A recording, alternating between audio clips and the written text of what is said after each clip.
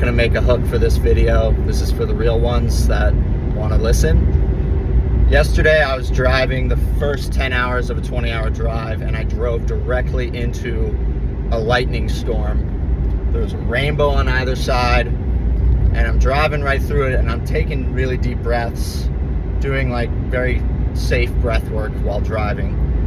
And I just start fucking screaming out loud all of these beliefs that I truly hold, the beliefs that are underneath all the fear, underneath the insecurities. The truth was just pouring out of me, and it's highlighted to me the importance of self-talk, but not self-talk internally. Like, obviously our thoughts dictate our state, our reality, but actually saying things out loud, screaming things out loud, vibrating those things. You know, there's a reason why Trump's name is Trump. There's a reason why Elon's name is Elon. There's a reason why your name sounds like you. It's a vibrational pattern. And when you are saying things with your entire body, like saying them with your chest, saying them with your belly, over and over and over, just repeating subconscious. Your subconscious loves repetition. It becomes this new reality. It becomes, you create this engine of positive thinking. You create this new vein of positivity, new synaptic pathway where a default is positive thinking. A default is thinking that is believing in yourself and surrendering to whatever may be in the path that lays before you, but a knowingness that you can achieve the things that you want to achieve. It can be a massive override for you to just say it out loud. Stop thinking the bad thoughts. It's really hard to stop thinking bad thoughts sometimes, especially if you don't have the tools or the skills. And by no means am I like positioning myself as some guy who's free from suffering, free from negative thoughts. I go through the entire panopticon of fucking emotions every single day, as does everyone else. But I'm able to release from those negative vibrational thoughts and feelings quicker, and they happen less frequent because I've been training it for so long. But when I am in a stuck place, there's a couple ways I mentally override, and one of those ways is just fucking yelling out loud. Like literally just screaming, just primal yelling, but also just yelling, saying out loud, meaning it from the heart, like, I am XYZ. I am abundance. I am vitally healthy. I am loving. I am strong. I am believing in myself. I am all of these things already. And if you look at all of these Olympians, their post-medal, gold medal interviews are, what did you do the weeks coming up? And they're like, I wrote over and over and over in my journal, I already won the Olympics. How does it feel to be Olympic champion, Anna Hall? Or whoever it was. They write as if it's already happened over and over and over. And this is what people think. They think that like there's a switch to be flipped and suddenly I have a positive mentality. Like, that's not the truth. The truth is you have to work at it. It's breath work, it's shadow work, it's mentality shifting, it's reticular activating system retraining, it's work, it's training. And the compounding effect of even just a little bit of work every single day, just a tiny little bit of meditation, a little bit of some mental cues, reminders on your phone, alarms that are going off on your phone reminding you, hey, positive thinking, reverse whatever that negative thought was with a positive one, and then repeat it 10 times, 15 times, 20 times, and you just get this momentum, this shift, and you fall into the ruts, into the train tracks of positive thinking, of momentum, of belief, and of action. And all of that action precipitates more action and more positive thinking, and then you're on your way. And then it's already happened. And just like your brain lights up in very specific ways when you are thinking about doing a certain thing, when you are feeling that certain thing, you're pulling that reality to you. You're visualizing yourself making the buzzer beater 3-pointer. you visualize it over and over and over and over and over, you're pulling it to you, because it's not enough to just believe that you can do it. It's not enough to believe that you're wealthy, believe that you can be wealthy, believe that you can win the thing, believe that you can get the relationship, or believe that you can overcome the health challenge that you have. You have to believe you already have it, and that's manifestation 101, cheat code. You don't have to read the books. It's believe you already have it, but that's where people get stuck. It's like, okay, I believe I have it, but I feel like shit still. That's where you have to start supplementing the work. That's when you have to start repeating something to yourself over and over and over and over out loud, like you fucking mean it, at the top of your lungs, like a crazy person. Or that's when you have to go do a breathwork session, or get in a cold plunge. Or that's when you have to do a mental override and smile, and just smile at the low vibrational state you're in, and as an act of courage, as an act of acceptance, as an act of knowingness that nothing is gonna fucking stop you no matter what. And these negative thoughts are not true. They either are true or they're not. And if it's faith, then you can say it's true. If it's fear, it's not. If you're living in a primal state, there's two states. You got primal, and there's three states. You got primal, you've got spiritual, and you've got powerful.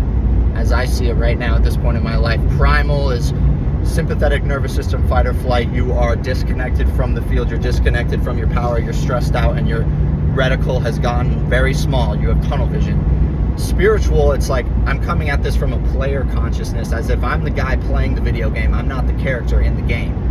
I see all these things, and I absolutely know and believe that I have unlimited resources and strength and potentiality within this reality. Or there's the power paradigm, when you smash and fuse the two together, and that's what breeds these obsessed champions that not only are believing in themselves, but they have this primal competitive edge that's based on fear, and they're able to use it skillfully and not get overrun by their fear. They're in control of it. They have fused the negative and the positive, the primal and the powerful and the spiritual, all together into one harmonious engine of momentum, abundance, winning. Like that's what it is. It's this presence, this patience, this acceptance, this knowingness, and then this ruthless action. That's what Kobe Bryant embodied so well, is that there's so much pressure, and he just fucking ate it up and lived off the pressure. Same with Michael Jordan, same with all of these athletes, Novak, all these Olympians that you just saw. Like, they feed off of it, they live it, they burn that oil, they burn the coal, and they also know how to tap into nuclear, and they're just so much more efficient, so much more energy, so much more belief. It's like you cannot beat that. No, everyone was training really hard in the NBA, everyone was super talented, but because of the belief and the momentum that Kobe had or Michael Jordan had, they outworked all of them. And they were able to outwork all of them easier than the other guys felt that work was to them. Work was harder to the 99% in the NBA than it was for Michael Jordan and Kobe Bryant, even though they were working harder. Because when the work is creating belief, when the belief is at a level that's way higher than the work naturally floats up to where that belief is. If you are not working hard enough, you're not going to believe in yourself. I've talked about this. It starts from zero. 0 to 1 belief. You got to start from 0, and you build yourself up to 1. And when you're at 1, then you are just a machine, because you have so much momentum into every single day. You know you're doing the right thing at the right time, in the right way, with the right mentality, the right attitude, the right vibrational pattern, and you're literally just compounding, just stacking bricks, brick after brick after brick. You've done the work, you know what it takes, you know where you're going, you have absolute trust in your process and in yourself. And then you're detached from the outcome, because you're doing literally everything you can possibly do. So you're able to detach from the outcome, and you have the freedom to be present, and you're not so absorbed with the what ifs, and the fear no longer has its claws in your fucking flesh. It's not there anymore, because you're doing everything you can do, and you're like, you know what, God, this is all I've got. Let the cards fall where they may. And that's so empowering. The problem with people is that they want to believe in themselves, but then they don't back up that belief the actions, the mentality tricks, the cues with actual action. There has to be an attraction and an action. Both sides of the coin are required to get you where you actually just feel good about yourself, because that's what we're trying to do ultimately. Yes, we want to win. Yes, we want to climb up a ladder. Yes, we want to build a life that we want, that we love. But ultimately, what we're looking for is a sense of fulfillment, a sense of peace, a deeper connection with yourself and with God and with your loved ones, with nature, with your community, with people that you're helping, with the world, a deeper connection with this reality. And you get that through sacrificing the energy that you have and giving it up to God, giving it up to the universe. You have to not only change your thoughts, but then you have to expense out all that energy. And then you let the cards fall where they may. If you don't work hard enough, then your belief is going to fall down to where you're working. And then you're like, I don't believe in myself, and I'm not working hard, and I'm stuck in this rut. You have to kind of tic-tac-toe your way up. Belief, action, then you are unstoppable, and you are whole within yourself. You're present, you feel good about yourself, you're strong, you're powerful, and you know what it feels like to be abundant, to be grateful, to be lively and healthy, and you know the difference. You're more self-aware, you're able to remember and catch the negative thoughts and replace them, reverse them quickly.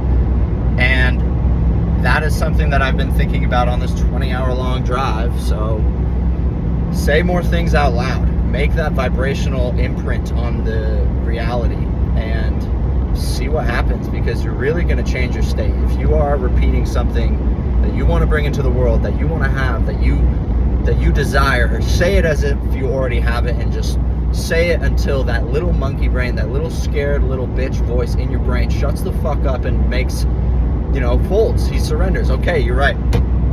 You are abundant. You are healthy. You are strong. You are powerful. You are confident. You're convicted. You believe in yourself. I buy it. I buy it. Okay, I'll shut the fuck up. Like, okay, this is the new program. This is the new engine. And as you begin to now retrain your reticular activating system on all the things that are beautiful, all the reasons why you should be grateful in life, and you start paying attention more to the positive thoughts, then your brain's just shifted. Your reticular activating system's now no longer looking at all the reasons why you may be not enough, not good enough, why you're going to choke under pressure, why you can't heal yourself, why you're a bad boyfriend, girlfriend, husband, wife, brother, sister, whatever. It's no longer looking for reasons why you need to stay safe, how to stay safe, how to stay comfortable. Your nervous system suddenly like, right, we can do this. Let's go out and get uncomfortable and fucking do it. That's all I got for you.